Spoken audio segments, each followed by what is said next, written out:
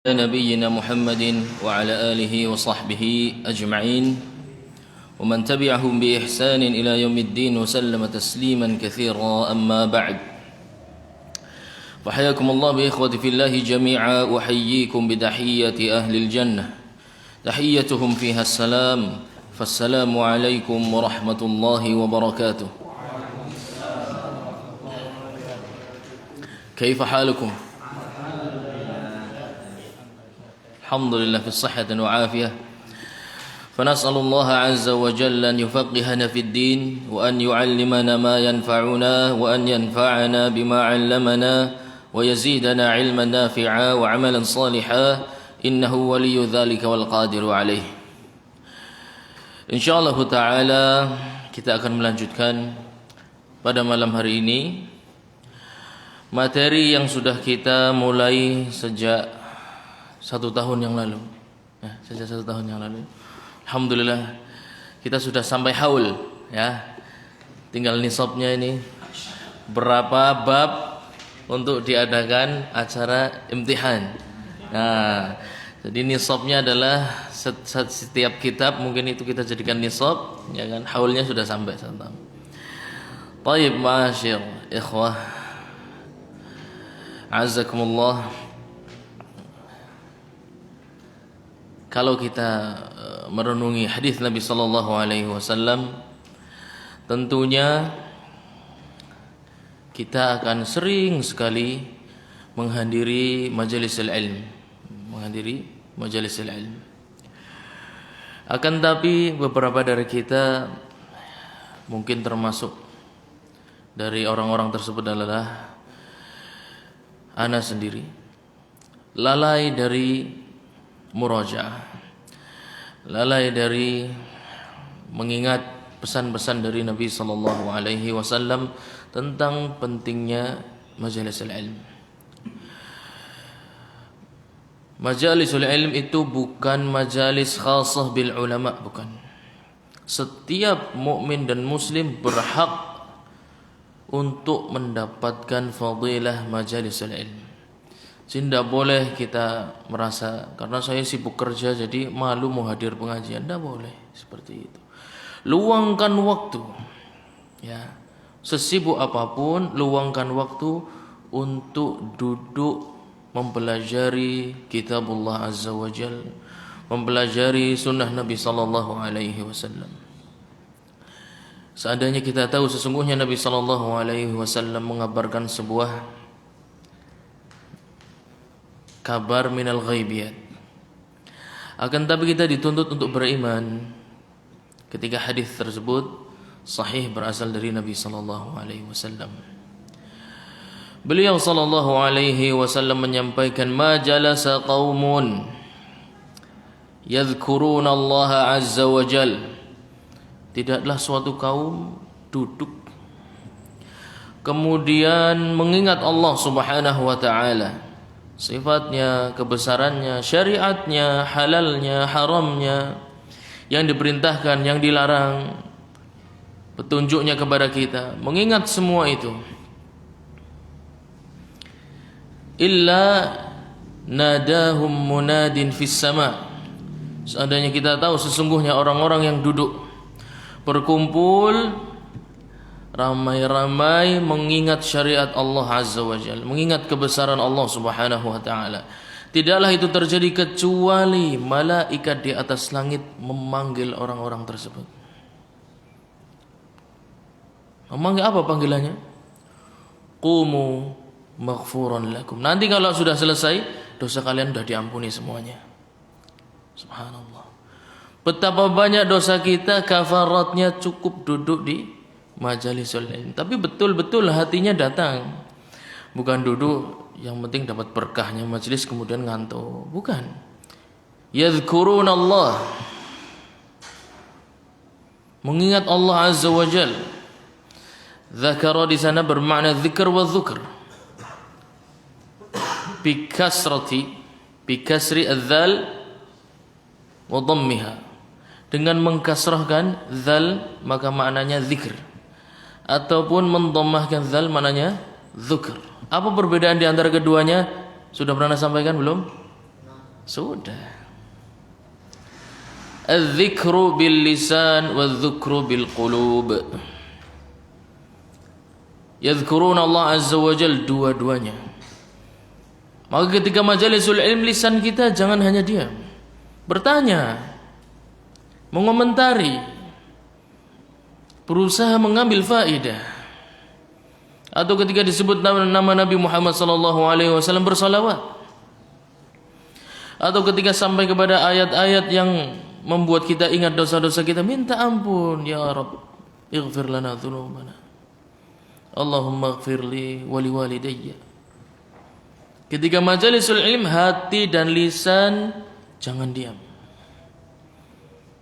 Sederhana, cuma duduk, akan tapi syaratnya lisan dan hati jangan diam.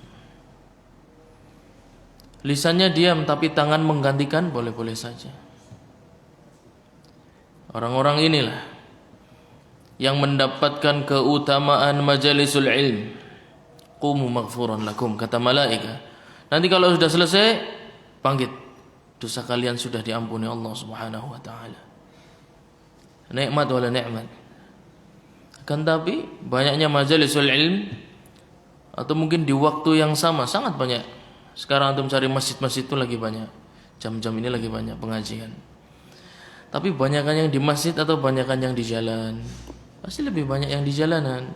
Kalau ada hajat tidak apa-apa, tapi ma'al asaf banyak juga yang tidak ada hajat, tapi cuma sekedar pengen keluar.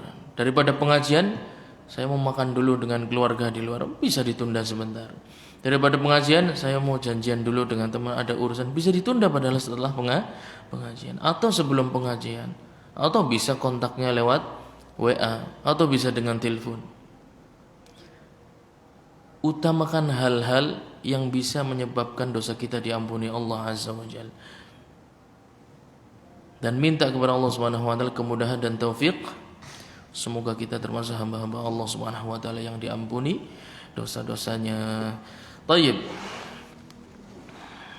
Kita akan melanjutkan masih di kitab At-Taharah, bab apa? Nawaqidul wudu. Masyaallah, nawaqidul wudu. Bab nawaqidul wudu. Kemarin muqaddimah ana sudah sampaikan. Istilah lainnya apa? Bab tentang, kalau kita bicara taharah itu suci dari apa? Hadath dan najis. Tayyib. Hadath ada berapa?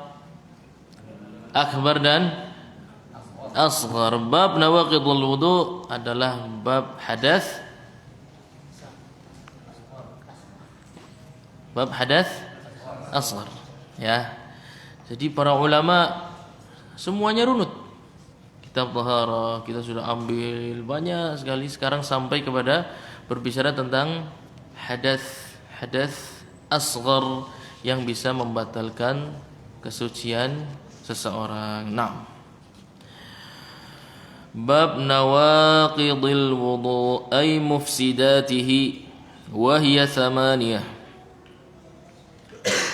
Ada 8 mufsidat al-wudu,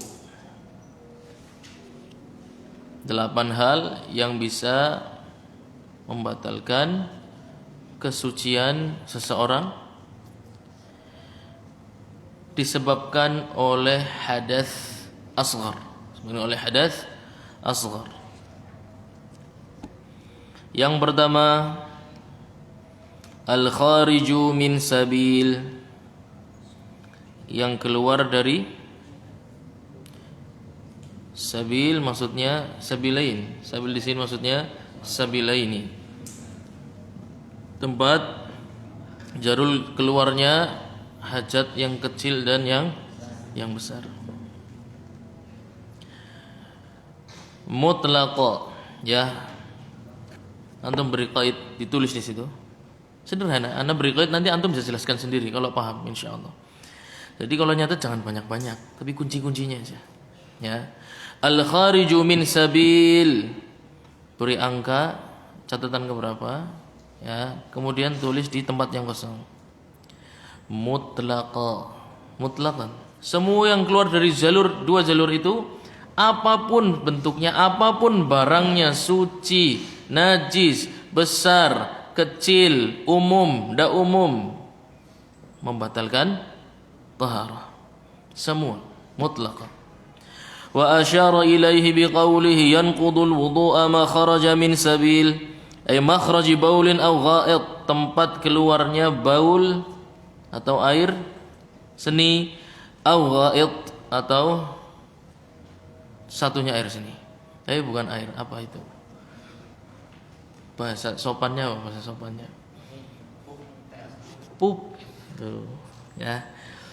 Baik air seni maupun air besar, air kecil maupun air besar.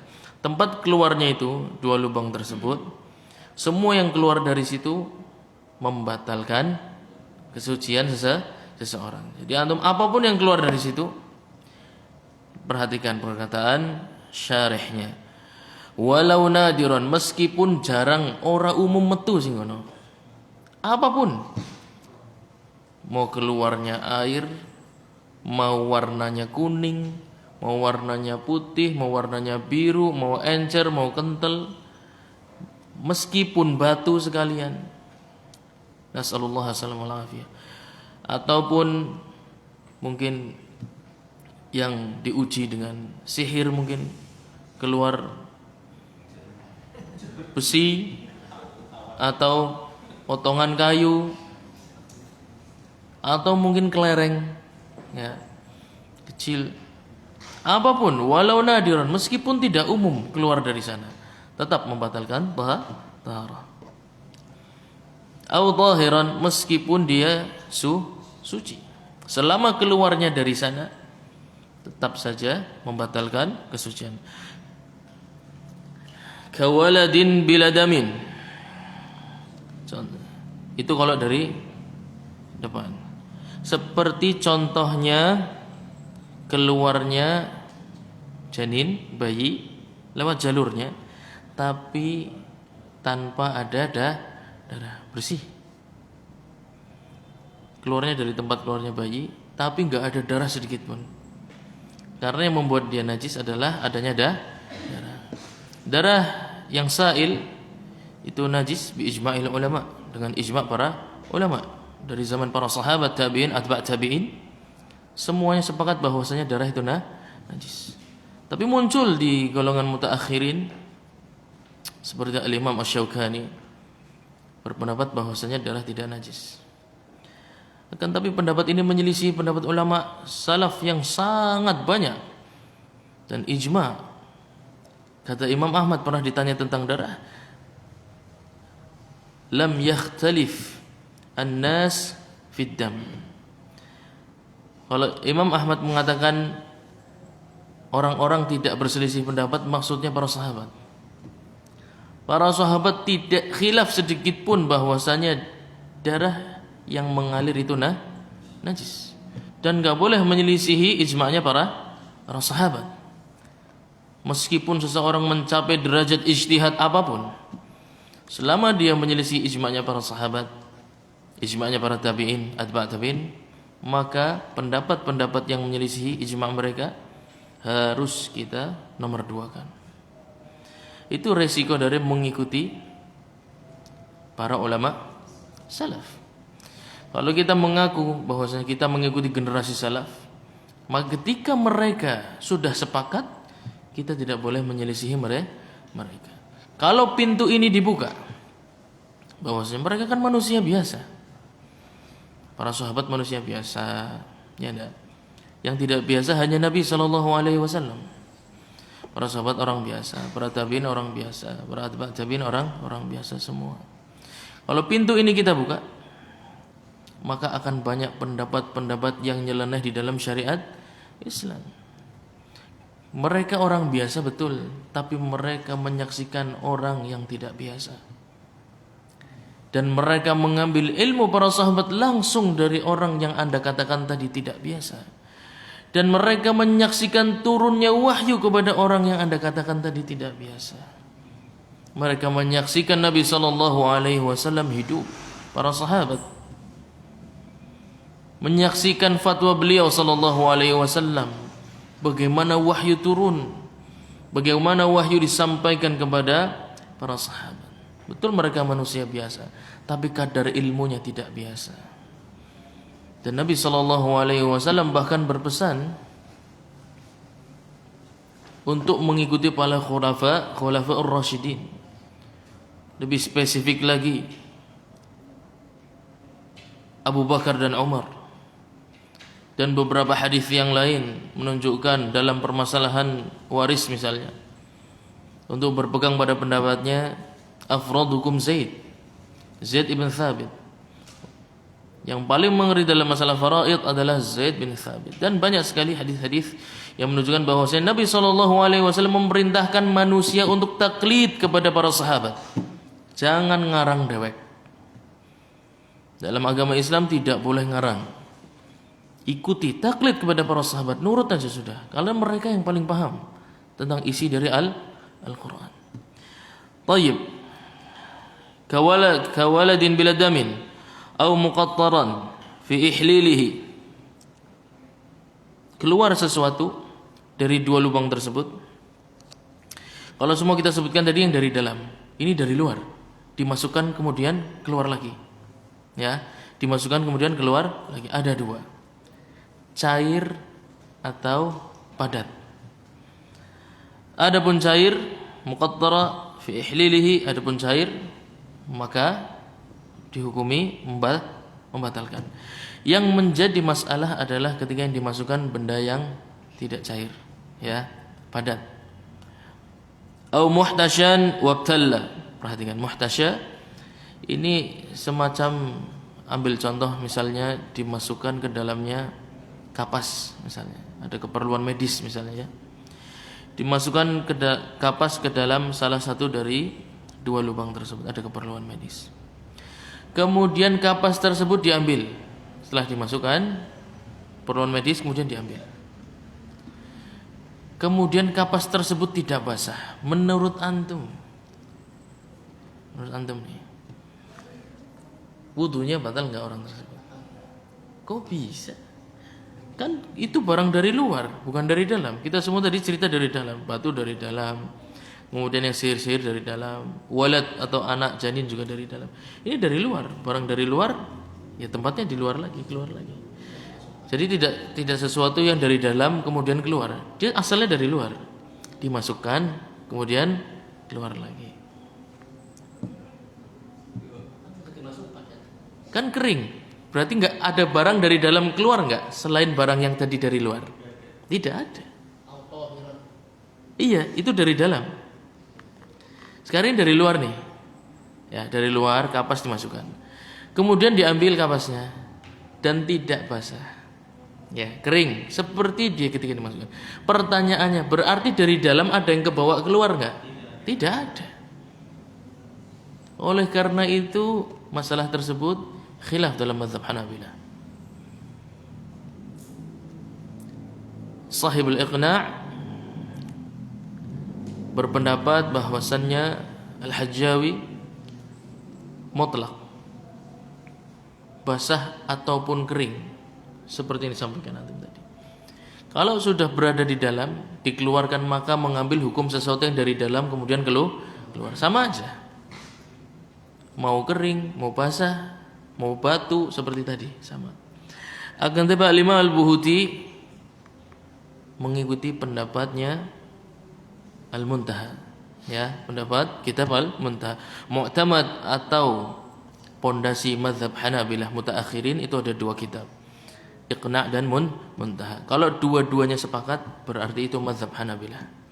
Kalau khilaf, lah ini dia. Kalau khilaf di antara dua tersebut, antara Hajjawi dan Ibnu Najjar, maka beberapa ulama mengutamakan Ibnu Najjar, beberapa mengutamakan Hajjawi. Al-Imam Al-Buhuti lebih condong kepada pendapatnya Ibnu Najjar, pemilik kitab Al-Muntaha, bahwasanya disyaratkan basah, sesuatu yang kering kemudian keluar disyaratkan basah untuk dihukumi wudunya batal. Karena pertama barang itu asalnya dari luar. Orang itu tidak mengeluarkan sesuatu dari tubuhnya keluar dari tubuhnya enggak. Tapi barang itu berasal dari luar. Yang kedua ketika keluar barangnya kering, menunjukkan enggak ada sesuatu yang terbawa dari dalam sampai keluar, maka dia pada kondisi asalnya seperti ketika barang tersebut belum dimasukkan. Sama. Ketika barang kapasnya belum dimasukkan, dia dalam kondisi suci. Ya, anggap dia dalam kondisi suci. Dimasukkan kemudian keluar nggak ada bekasnya. Berarti kondisinya persis nggak seperti pertama? Persis. Maka disyaratkan harus ada basah walaupun sedikit untuk dihukumi batal wudhunya. Sekarang kalau lubangnya berada di selainnya, di tangan misalnya luka, kemudian mau dibersihkan, kira-kira batal nggak? Iya, jamil. Nanti ada insyaallah. Baik. Kemudian Al-Imam Al-Buhuti sepakat dengan pemilik kitab Al-Muntaha bahwasanya disyaratkan basah. Akan tetapi beliau merinci lagi, tapi jangan nanti antum pusing, terus gitu aja ya. Jangan rinci-rinci ya, pusing ya. Intinya udah cukup lah, segitu udah cukup. Baik. Ladaim kasalis wal istihadhah fala yanqudu lid-darurah. Adapun orang yang hadasnya terus-menerus, ya, hadasnya terus-menerus, maka meskipun keluar dari dua tempat tadi tidak membatalkan kesuciannya. Enak kok. Terus bagaimana caranya? Masa dia berwudu cuma sekali kemudian bisa dipakai terus? Bagaimana? Apa yang antum akan memberikan komentar apa kira-kira? Orang yang hadasnya terus menerus nih. Nasallallahu alaihi wasallam. Setiap 1 menit keluar air seninya misalnya setetes tanpa dia sadari. Keluar terus habis wudu pasti akan keluar 1 menit keluar. Nanti jalan ke masjid 1 menit keluar. Di dalam masjid ketika sedang sholat 1 menit keluar. Iya, sedang diuji dengan penyakit. Yang seperti ini batal nggak kesuciannya? Hah? Berarti nggak bisa sholat dong kalau kita batal. Lalu bagaimana cara? Hah? Bisa. Antum ngerti us diulang berkali-kali antum tahu. Iya, lid darurah ya, lid darurah. Orang-orang seperti ini mendapatkan rukhsah. Akan tetapi bukan berarti enggak ada batasnya. Ya enggak? Karena ad-darurah tuqaddar biqadriha. Darurat itu akan diukur berdasarkan kebutuhannya. Sekarang begini. Dia bersuci ketika hendak melakukan sholat zuhur misalnya. Ya. Bersuci kemudian sholat zuhur berjamaah. Kapan kesucian itu dihukumi berakhir dan dia wajib untuk berwudu lagi? Setelah sholat zuhur selesai. Enggak boleh sholat sunnah rawatib. Enggak boleh baca Quran. Wudu lagi, sholat rawatib. Selesai sholat batal lagi. Mau baca Quran wudu lagi. Selesai baca Quran batal lagi. Iya, terus yang sunnah gimana caranya? Lah iya, tadi kan anda tanya. Berarti habis selesai sholat fard batal, ya harus wudu lagi. Kemudian sholat sunnah. Selesai sholat sunnah batal lagi. Iya, makanya loh aku tanya. Tidak batal, tapi ketika akan sholat fardu selanjutnya harus mengulangi sebelumnya. Berarti kapan berakhir kesuciannya?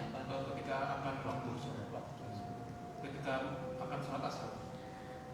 Kalau dia sholat asarnya jam 5:30 misalnya atau jam 5, berarti enggak batal.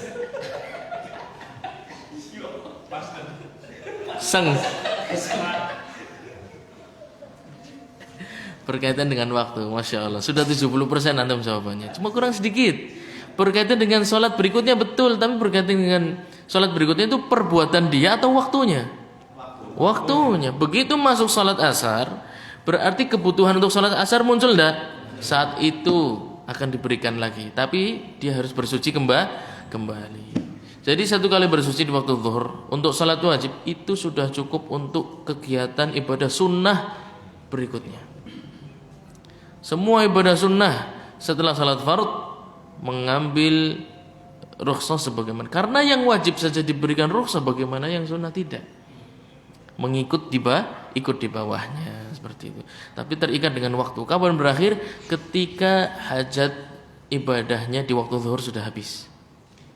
Kapan? Ketika masuk waktu salat berikutnya. Rukhsah yang tadi sudah berlalu karena berakhirnya waktu.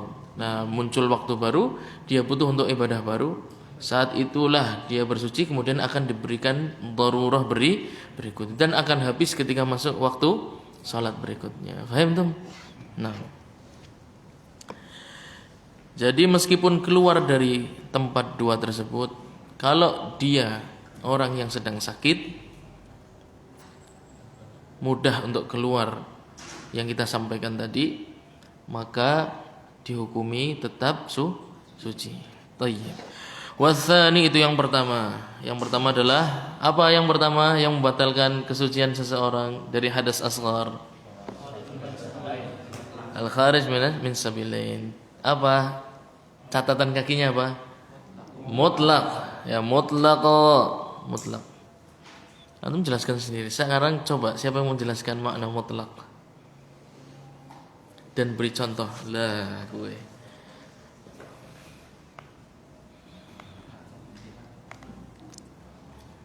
Langsung gue balik orang saya diwaca mana wis hafal. Insyaallah. Ayo.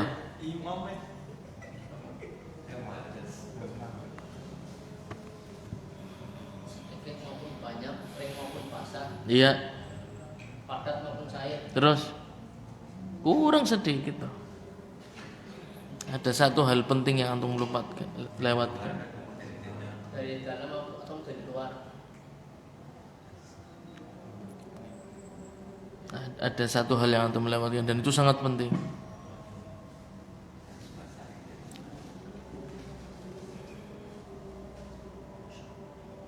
Padahal tinggal dibaca gue. Iya, kunci jawabannya nang bukunya antum dewek. Tapi bisa macamnya ora? Betul?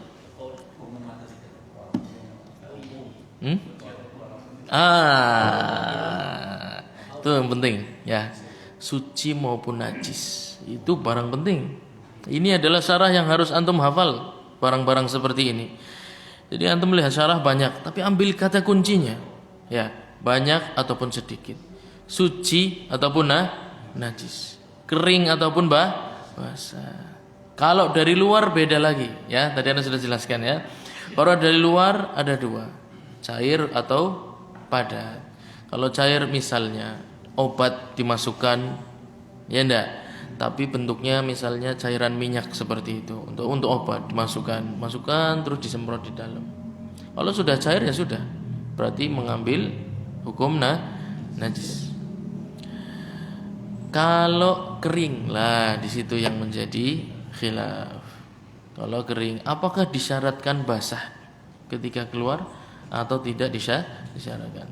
Dua-duanya pendapat Hanabilah berdasarkan fatwa Imam Ahmad. Sahibul Iqna merajihkan Al-Hajjawi bahwasanya apapun, kering basah sama aja. Mau di lubang depan maupun lubang belakang sama. Yang kedua disyaratkan basah. Ada yang ketiga tapi nanti antum pusing, enggak usah wis. Ya, yang ketiga karena sama-sama Hanabilah, antum pilih yang mana aja sama aja. Yang pendapat yang kedua disyaratkan harus keluar dalam kondisi basah meskipun sedikit, menunjukkan bahwa ada sesuatu yang keluar dari dalam dan itu akan membatalkan kesucian. Nah, yang kedua, kharijun min baqiyatil badan. Kalau kita ini kan banyak lubang-lubang ya di tubuh ini ya, banyak titik-titik tempat keluar masuknya sesuatu, baik udara, air, makanan. Kalau keluarnya lewat dua lubang tadi mutlak, antum nggak usah pusing-pusing, ya. Sekarang kalau keluar sesuatu dari selain dua lubang tadi, nah di situ pertanyaannya. Darah misalnya kita sudah ambil tadi, hukumnya najis dengan ijma' para ulama. Tapi keluarnya lewat hidung misalnya, nasallallahu alaihi, atau lewat mulut misalnya, atau lewat mata, atau lewat telinga dan seterusnya. Kharijun min baqiyatil badan siwas sabil, sesuatu yang keluar selain dari jalur dua tadi. In kana baulan aw ghaitan, ada dua kelompok. Antum tutup permasalahan tentang dua tadi udah selesai ya, dua lubang tadi udah selesai ya, mutlak. Sekarang sesuatu keluar dari selain dua lubang tadi. Ada dua kelompok. Yang pertama kelompok baul dan ghaid. Air kecil dan air besar keluar tapi bukan dari dua tempat tadi.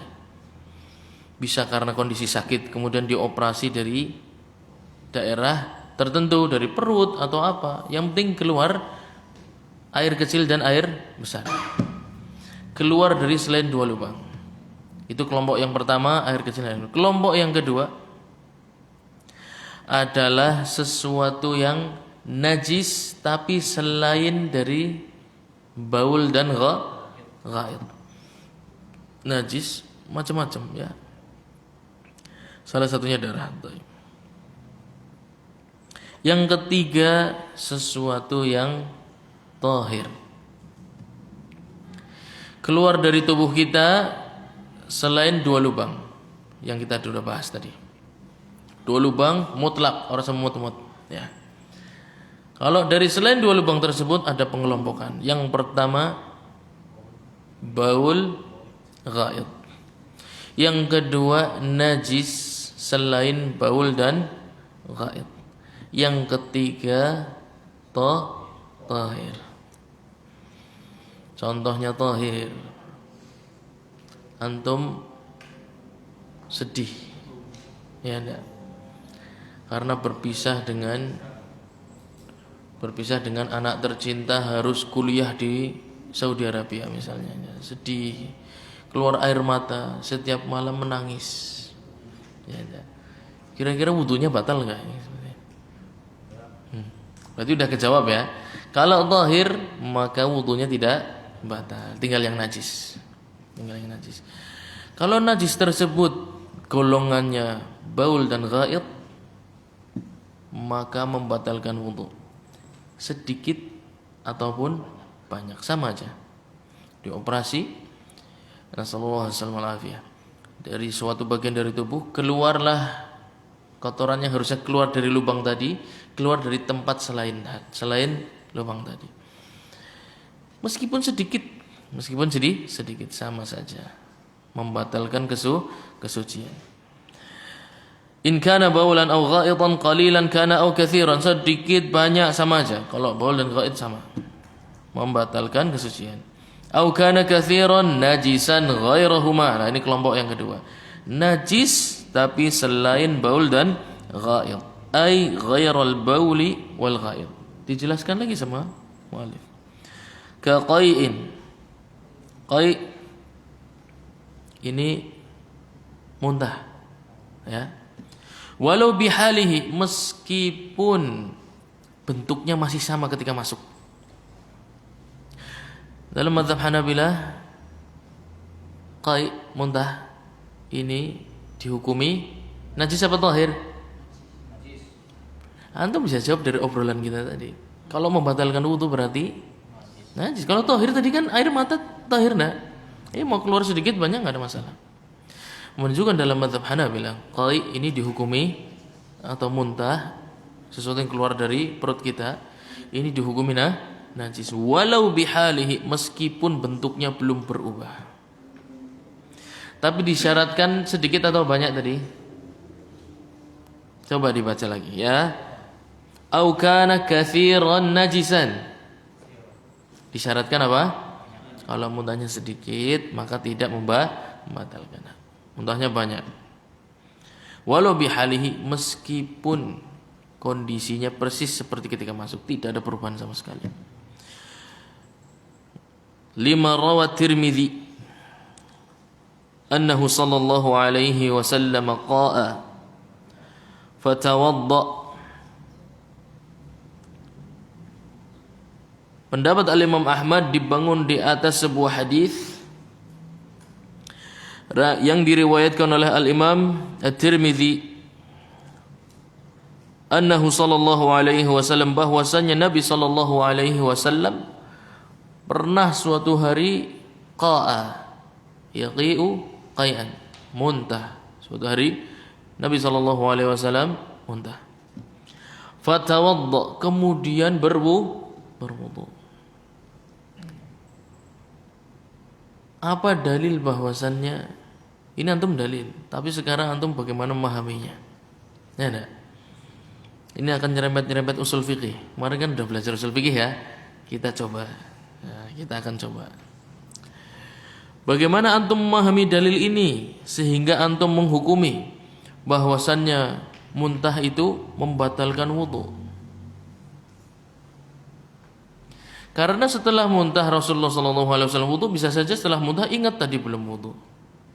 Bisa enggak? Bisa. Ada kemungkinan sangat banyak.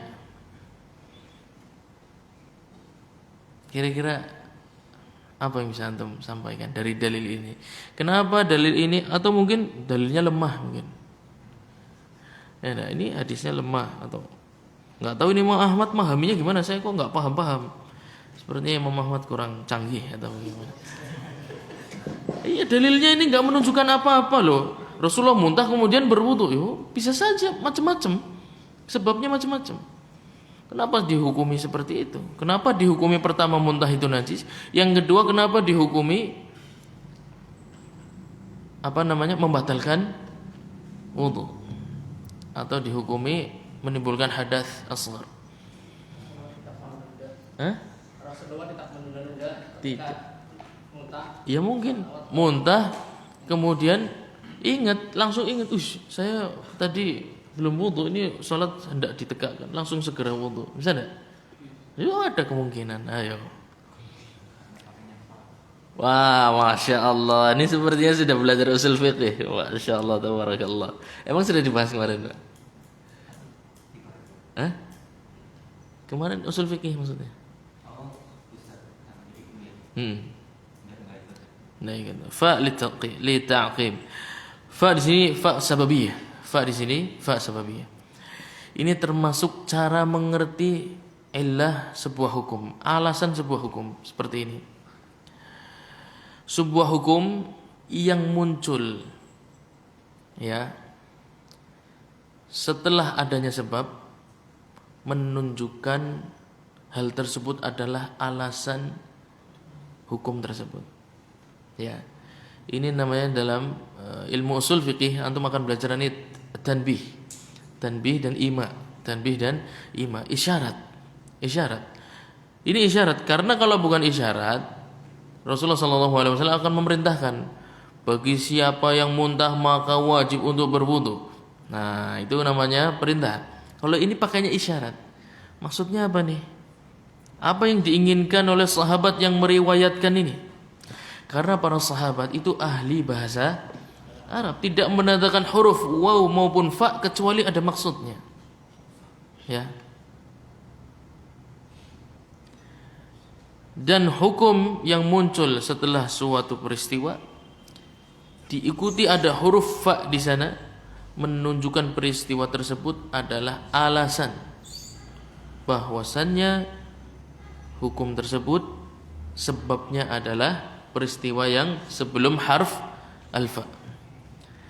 Lalu pertanyaannya, bagaimana Anda dari hadis pendek Nabi muntah kemudian wudu? Pertanyaan, bagaimana Anda menyimpulkan muntah itu najis dari hadis tersebut? Karena faedahnya dua. Pertama, muntah itu najis. Kedua, itu membatalkan wudu. karena bisa membatalkan wudu najis. Kecuali yang keluar dari 2 lubang, meskipun suci tetap membatalkan wudu. Seandainya muntah itu suci, maka dia bukankah seperti air liur yang suci? Bukankah seperti air mata yang suci? Apakah orang keluar air mata meskipun 1 ember membatalkan wudu? Tidak. Kalau muntah itu suci, pasti mengambil hukum yang sama dengan air mata 1 ember. Tidak membatalkan wudu, menunjukkan dia najis atau tahir. Menunjukkan dia najis. Hadisnya pendek. Tapi kalau antum mau mencoba menyelami bagaimana Imam Ahmad mengambil hukum, insyaallah antum paling tidak nyerempet-nyerempet lah. Nyerempet-nyerempet jadi faqih insyaallah. Ya tik sekarang insyaallah. Najis ya.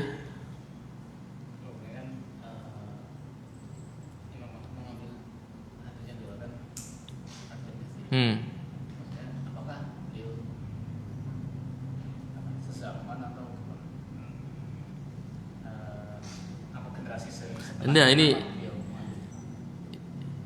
syarihnya. Iya, ini Imam Buhuti yang menunjukkan bahwa fatwa Imam Ahmad itu dalilnya ada. Iya, maksudnya begitu. Terkadang Imam Ahmad berfatwa itu tidak menyampaikan dalil, cuma fatwanya saja.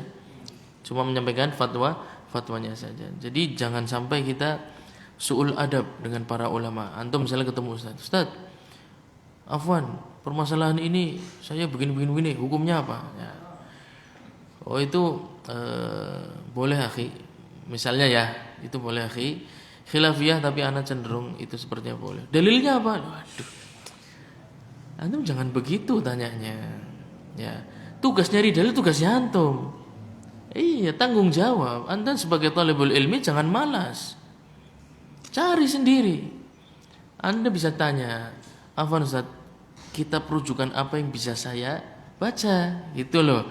Kitab rujukan apa yang bisa saya baca untuk melihat 2 pendapat yang antum sampaikan tadi. Misalnya seperti itu. Kemudian dalam menyusun soal, ini disampaikan oleh Syekh Saleh Al-Utsaimin, ini banyak beliau mentarbiyah murid-muridnya. Belum tarbiyah murid-muridnya. Kalian tuh kalau tanya itu jangan kayak seakan-akan saya ini pendosa gitu loh. Iya, diinterogasi sama murid-murid gitu loh. Syekh, tempo hari antum ngomong begini, itu apa maksudnya gitu loh. Memangnya polisi? Ya, memangnya Anda polisi, saya tersangka. Gunakan kalimat yang baik. Ya. Afwan Syekh, afwan Ustaz, saya mendengar, kan bisa, ya enggak? Jangan langsung to the point. Antum tempo hari benar enggak Ustaz ngomong begini? Loh. Saya ngomong enggak ngomong, apa urusannya dengan antum kan? Tanya dengan baik, berikan adab para ulama. Karena seperti ini kata Syekh Utsaimin. Adab yang buruk ketika bertanya itu akan menghilangkan keberkahan ilmu seorang talibul ilmi. Ya, karena salah satu trik atau tips untuk mendapatkan keberkahan ilmu adalah beradab terhadap gurunya. Tanya yang baik, Syekh, Ustadz, afwan, mohon maaf saya mendengar di kajian ya ndak hari ini pada tanggal sekian antum waktu itu menyampaikan tentang masalah ini. Boleh ndak Ustadz, saya ingin bertanya tentang masalah tersebut. Nanti dijawab boleh. Apa masalahnya? Masalahnya saya kurang paham. Dan terus lanjutkan dengan bahasa yang baik. Bukan dicecer gitu. Sudah tanya dalilnya apa, tanya kenapa antum merojihkan itu, lu urusannya apa? Ustadz, para ulama itu bukan tersangka. Jangan antum perlakukan seperti pendosa semuanya gitu loh. Berikan adab yang baik, insya Allah antum akan mendapatkan faedah. Kemudian adab yang buruk ketika bertanya itu merupakan celah bagi iblis. Itu merupakan celah bagi iblis untuk meniupkan rasa permusuhan di dalam hati. Karena apa? Adab yang buruk ketika bertanya akan menimbulkan sesungguhnya semangatnya bukan mencari kebenaran, bukan. Tapi berubah semangatnya ingin mengkritisi. Semangatnya ingin debat. Semangatnya ingin menjatuhkan bahwanya pendapat Anda tuh salah loh Ustaz gitu. Jadi ilmu yang sekian banyak jadi lupa karena hatinya tadi ya semangatnya sudah bukan mencari kebenaran, ingin menjatuhkan pendapat ustadznya. Oleh karena itu disyaratkan dalam syariat Islam tabayyun ya. Tabayyun Ustaz maksudnya apa perkataan? Jangan-jangan dia mau debat ternyata salah paham. Belum paham, pemahamannya belum betul sudah mendebat terlebih dahulu. Semangat di dalam hatinya bukan semangat mencari kebenaran, tapi ingin mendebat seorang ustaz atau gurunya atau kiainya. Nah, ini su'ul adab yang buruk. Harus perlahan-lahan, tabayun dulu, tanya dengan adab yang baik. Semoga Allah Subhanahu wa taala memberikan taufik, kemudian diberikan pemahaman yang baik. Nanti bisa memilih pendapatnya. Nah, ini orang yang menginginkan kebenaran. Bukan ingin dari awal bertanya niatnya mendebat. Dari awal pertama niatnya kerengan ya. Niatnya kerengan karo ustaz. Oh, aku itu pendapat salah. Sing bener ora kaya gue. Iya. Iya. Kayaknya tak antum salah Tad.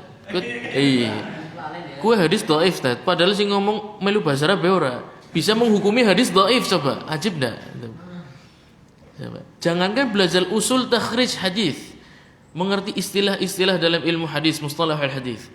Kemudian mengerti cara membaca sebuah hadis, urutan sanadnya. Kemudian mengerti mana rawi yang lemah, mana rawi yang kuat. Kemudian membandingkan. Ini kan rujukannya kita para ulama semua yang berbahasa Arab. Dia tiba-tiba bisa ngomong, antum sepertinya berdalil dengan hadis dhaif, Ustaz. Ajib. Yang seperti ini jangan ditiru ya, yang seperti itu jangan ditiru. Itu contoh yang tidak baik. Silakan cek Google Ustaz ya. Google sangat terbatas. Anda katakan Google itu sangat terbatas sekali, kemampuannya sangat terbatas. Ada situs apa yang banyak dikunjungi, situs Islam web kalau tidak salah. Itu kalau tidak salah markasnya jadi Qatar. Dia memperlakukan situs itu seakan-akan dari Saudi Arabia. Jadi fatwa-fatwanya dinisbatkan ke masyayikh Saudi Arabia semua. Padahal situs itu yang buat orang Qatar. Dan dalil-dalilnya terbatas pada ulama muasirin, ulama-ulama zaman sekarang. Iya, situs-situs itu cuma untuk mengakomodir kebutuhan orang-orang yang terdesak, butuh fatwa saat itu juga, kepepet gitu loh. Jadi daripada ngarang lebih baik ikuti pendapat ulama meskipun muasir, meskipun ulama zaman sekarang, enggak ada masalah. Adapun antum sudah jadi thalabatul ilmi harus menempuh jalan menuju pendapatnya ulama salaf.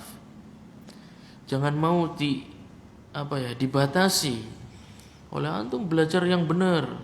Jangan belajar ke sembarang majelis. Iya, belajar kita menuju ke ulama salaf. Kalau ustaz tersebut mengajak antum kepada fatwa-fatwa ulama salaf, maka ikuti. Adapun mengajak kepada dirinya sendiri, anak katakan waliyadzubillah. Ikuti majelis-majelis yang mengajarkan antum kepada para ulama salaf. Karena mengikuti mereka adalah jalan keselamatan. Mereka generasi terbaik. Mereka mengambil ilmu, Masya Allah. Kalau kita kan ketik TikTok ya, mereka duduk. Para sahabat itu duduk di depannya Sayyidu Bani Adam. Coba ya Allah, manusia terbaik yang pernah melangkahkan kakinya di atas bumi ini. Melihat, duduk, kemudian berada, bahkan seakan-akan burung itu bisa mencelok karena tenang semuanya mendengarkan sabda Nabi SAW. Dan begitu juga para tabi'in berguru kepada para sahabat itu duduk dekat, mengambil ilmu dengan talaki. Orang jari-jari orang dengan talaki. Bukan nonton rekamannya anak kayak gitu. Mereka hadir talaki, mengambil, ingin. Beberapa orang majelis Imam Ahmad rahimahullah ta'ala itu kalau bikin majelis di ruang terbuka itu yang hadir jutaan. Dan kebanyakan dari mereka tidak mencatat. Cuma pengen apa? Melihat adabnya Imam Ahmad rahimahullah ta'ala ketika menyampaikan hadis, ketika menyampaikan ilmu, ketika berkata-kata, ketika sampai kepada hadis-hadis yang membahagiakan, adabnya seperti apa. Ketika sampai kepada hadis-hadis yang menyedihkan, adabnya seperti. Mereka pengen ikut merasakan jadi orang soleh seperti Imam Ahmad. Udah itu tok. Bahkan dari mereka terpana melihat Imam Ahmad rahimahullah ta'ala dari adabnya. Nah terus kita pengen mendapatkan adab yang baik, padahal nontonnya cuma rekaman. Wis kayak gue disambi sisan. Nah, gelelengan, kadang keturun. Yang sebelah kanan piak piak piak piak. Ya, wis. Sebelah kiri lapar, sebelah kanan jaluk dikipasi. Sing kana ya subhanallah wis. Usahakan hadir fokus. Seperti kita katakan tadi, kalau untuk mendapatkan fadilah majalisul ilm, hadir dan hadirkan hati dan lisan. Hadirkan hati dan lisan. Lisan bisa digantikan dengan tangan. Intinya hiduplah ketika bermajlis. Ya, jangan cuma jagong. Ya, oli-oli secuil buat balik kayak gitu. Karena janji Allah Subhanahu wa taala adalah qumu maghfurun lakum. Dipanggil oleh para malaikat. Yang harus rampung berdiri. Kalian sudah diampuni oleh Allah Subhanahu wa taala. Jadi jangan pernah zuhud terhadap majlisul ilm. Harus tamak, cari, hadiri. Sediakan waktu khusus, gunakan pakaian terbaik, datangkan kitab-kitab yang terbaik, pulpen yang bagus, kertas yang bagus, siapkan hati yang tulus, ikhlas mengharap ridha Allah Azza wa Jalla. Insyaallah kita lanjutkan kesempatan yang akan datang ya. Hah? Cukup, udah berapa menit sih?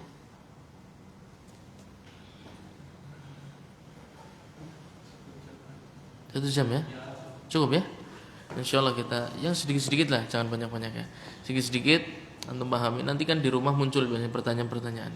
Nah itu kalau muncul pertanyaan sliver gitu, antum tulis.